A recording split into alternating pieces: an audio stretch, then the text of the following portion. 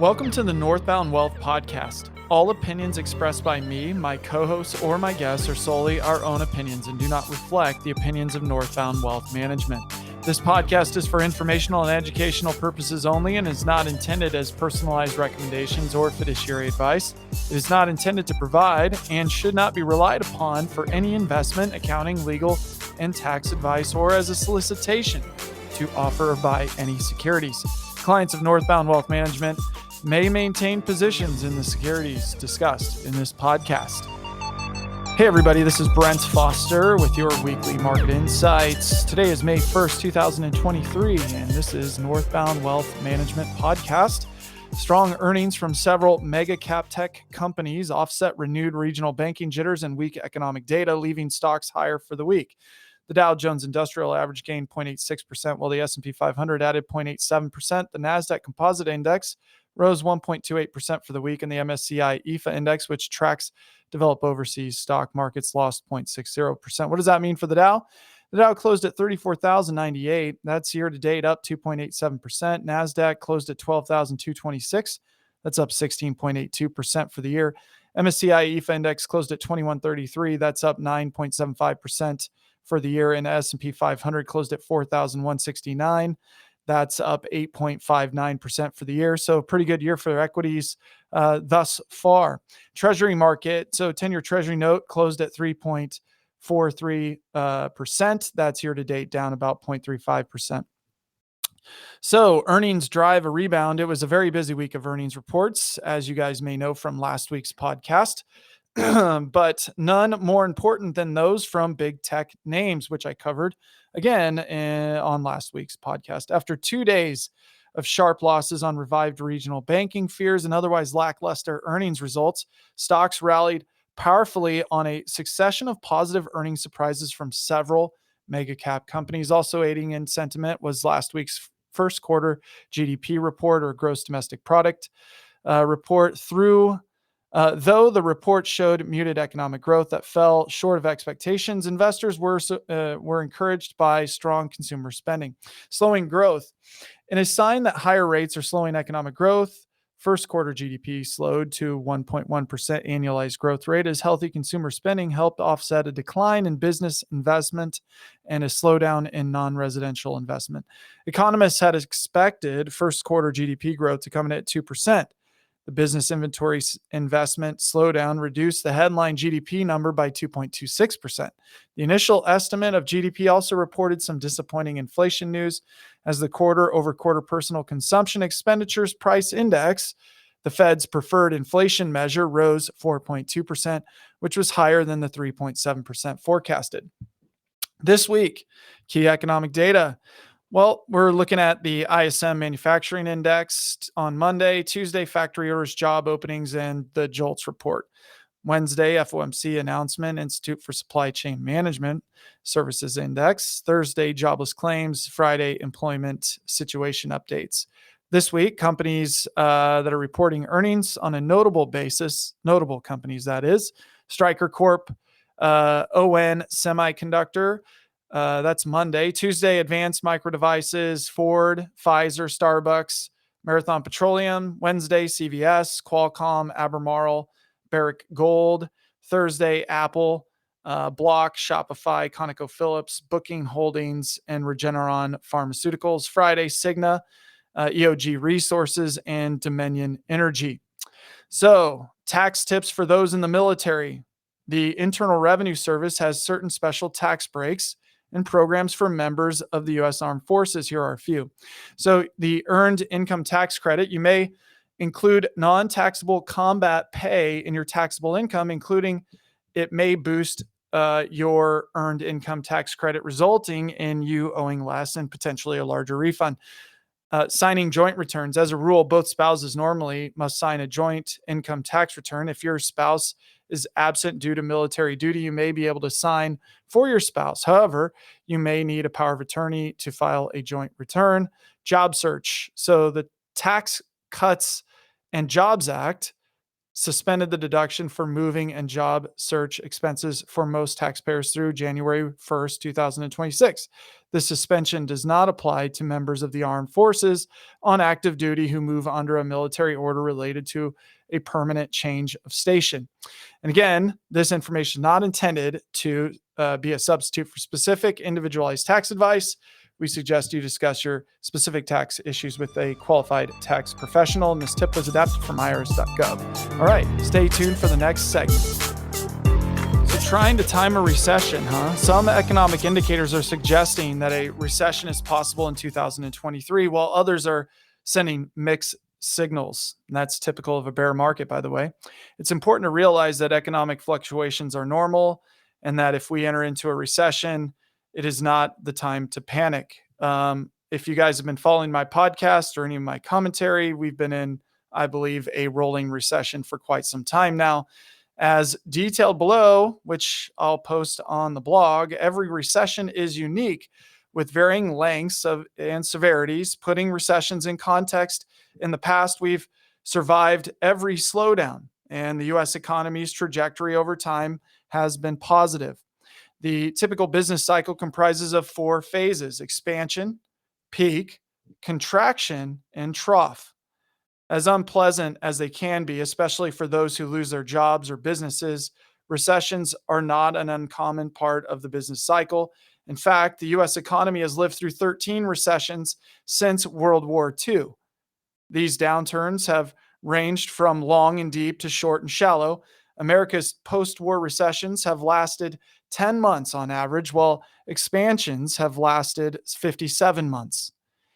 In the accompanying illustration, and I'm putting this out on the blog, so you can check it out there on my website, www.northboundwealth.com, you can see how stock prices have reacted before, during, and after each of the 13 recessions. Since 1950, stock prices have anticipated recessions, dropped during them, and started to rise before they ended. However, keep in mind that past performance is not indicative of future results. More specifically, the illustration shows that stocks dropped an average of 4% during the year before each recession. During the recession itself, stocks fell about 20% before entering a recovery phase and trending higher. As financial professionals, we know that trying to time recessions or markets is nearly impossible.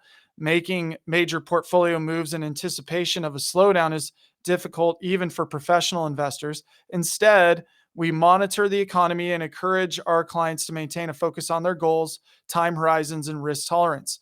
If you'd like to talk with us about creating a long-term financial strategy to help you navigate the ups and downs of the business cycle, please don't hesitate to reach out to us. I do want to make this additional comment, and that is we here at Northbound Wealth Management look at fundamental analysis, technical analysis, cycle analysis in the economy.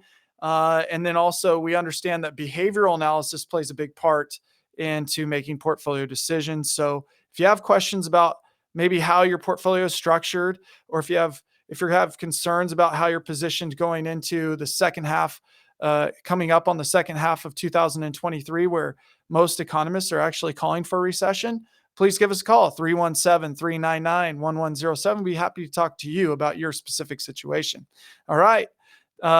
Stay tuned for the technical analysis spotlight. I haven't done one of those in a while, so we'll talk about that here in just a second. This is Brent Foster with your technical analysis spotlight, Northbound Wealth Management. May 1st, the S&P 500 index pulls back from a favored resistance in the 4100s to 4200 range. I think that the selling builds momentum over the next several weeks, especially heading into the debt ceiling that's coming up on June 1st.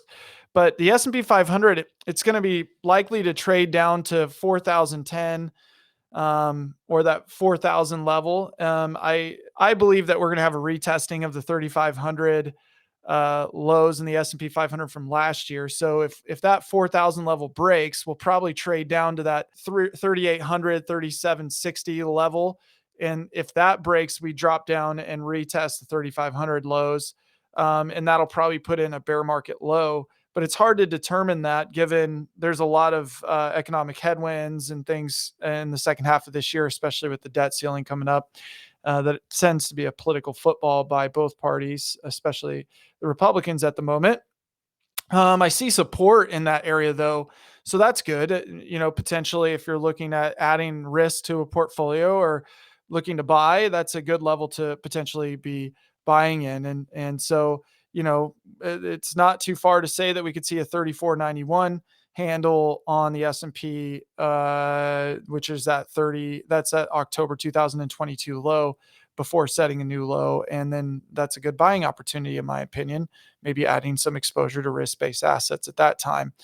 So that's kind of where it's at. I think that the Philadelphia Semiconductor Index, or the SOXX ticker symbol, is rejecting the ceiling that it was trading in. That was near 3,200 for it. And the semi index, as some of my clients know, is a somewhat of a leading indicator as to where the market's headed. So I'm paying attention to that. And I think that we'll see a sell-off there. And I'll be paying attention to that as it's kind of leading again. Okay, so moving on. So last week ended the week on a strong note. Stocks gained more ground last week, and I talked about that earlier in the podcast, to move into overhead resistance levels. The market's being led higher by communication and tech stocks, and as a result, the NASDAQ 100 touched a new high for the year, which is great news for portfolios. I mean, Amazon really ripped well. A lot of my clients experienced the gains there in Amazon, which is nice. But the concern is that it's a narrow leadership group that's really pulling the markets higher, and not like a broad-based, lots of breadth with all the S&P 500 companies moving up. That's not necessarily happening. It's just a concentrated group of stocks really pulling the market higher. And there's multiple sectors that lost ground. Those 5 sectors would include financials, materials, healthcare, industrials, and utilities. And so, small caps are lagging too, like market cap matters. So small caps are lagging behind the larger cap names. People are going to safety, and transportation stocks are also lagging behind, which basically means the Dow theory is out of sync. The main premise of Dow theory is that industrials and transports should trend in the same direction, and upside breakouts in one should be confirmed by another. That's not happening right now. So the Dow Industrials testing a falling resistance line drawn over December and February highs and nearing a 2-month high. That's an encouraging sign. However, it's the Dow Transport showing signs of weakening, and it's trading closer to their December low and trying to regain their 200-day moving average. The inability of more economically sensitive transports to keep pace with the industrials is potential warning that any upside breakout in the Dow might be kind of questioned or suspect. So, it's hard to determine. That's also typical in a bear market. There's just not a lot of clarity. And so airlines and rails, so airline companies, Delta, United, et cetera, are weak, and so are rails. And another transport that's weak is UPS. Just can't get out of its own way. It's plunging below its 200-day moving average. And again, the main idea behind Dow theory is that industrial companies make the products while transportation companies move the products to market. In a healthy environment, both should be rising together. And right now they're not doing that. So that's concerning. Oh, by the way, JP Morgan took over First Republic Bank, and then Janet Yellen warned that the U.S. may hit its debt ceiling as early as June 1st.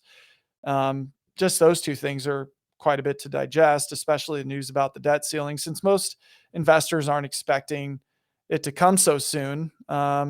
So the question is what could happen if the U.S. defaults on its debt? Well, it could send the stock market down. People may not get their monthly benefit checks, and some parts of the government could shut down, at least for a while. But in short, there could be some chaos. But this too shall pass. Those who are engaged with financial markets in the past 12 years may remember what took place during the debt ceiling debacle in 2011. To refresh your memory, the stock market plummeted. The S&P downgraded the credit rating of the United States, and that had repercussions the following year. The cost to borrow shot up, and there were many cost cuts. Could a similar situation take place this year? I guess. Let's hope that doesn't happen, but to be prepared, it doesn't hurt to take a look at some of the previous potential support and resistance levels. So the debt ceiling crisis of 2011 versus, if we want to call it a crisis, of 2023, basic charting and math, and just to put this in layman's terms, probably a 10 to 15% decline, maybe even the 17% decline in the S&P 500 within the few weeks around that period of time of a debt crisis or a debt ceiling issue with the U.S. government. That could happen. So you're going to see a spike in volatility and people get fearful. And it could actually present a great opportunity for those who want to get long in risk assets, because the probabilities that cooler and calmer heads prevail and that we'll figure out a solution are pretty high. So that's food for thought as you think about heading into the next several months. We're just not sure how that's going to play out, but we're going to be defensive. We're going to think about things in a reasonable way. And I've gotten questions about, how safe are my treasuries? And I mean, it's the best trade in town right now. That's why the 3-month treasury is above 5%. The 6-month and the 9-month are all really high, and the yield curve is inverted, and everybody's plowing into safety. As to, not everybody, but a lot of people are looking for safe havens, and that's one of them. And that's one that a lot of my clients are into here at Northbound Wealth Management. So we'll keep an eye on it, and we'll keep an eye on the fib retracement levels in the S&P 500. Just look for a retest, and it's an opportunity. It's also an opportunity now to play some defense. So I've pretty much done that where I think it's necessary, and I'm excited about that. If you have any questions about your portfolio positioning and maybe get some near-term, mid-term, and long-term views on the equity markets from a technical perspective in layman's terms, give me a call, 317-399-1107. Shoot me an email at info@northboundwealth.com. So during the 2022-2023 academic year, the average cost for 1 year of college, including tuition, fees, room, board, and other expenses, was $27,940 for public 4-year in-state schools and $57,570 for private universities. That works out to be a 6-figure commitment for a 4-year degree, and these costs may be getting higher. Footing the higher education bills for your child or grandchild may seem daunting, but with the right type of preparation, it doesn't have to be out of the reach. The first thing to remember is that while the price tag for college is rather eye-popping, not everyone pays the full price. For example, one study found that 89% of students going to the most selective institutions don't pay full tuition. So although the cost of college has roughly doubled in the past 30 years, financial aid and merit scholarships have risen at a similar pace.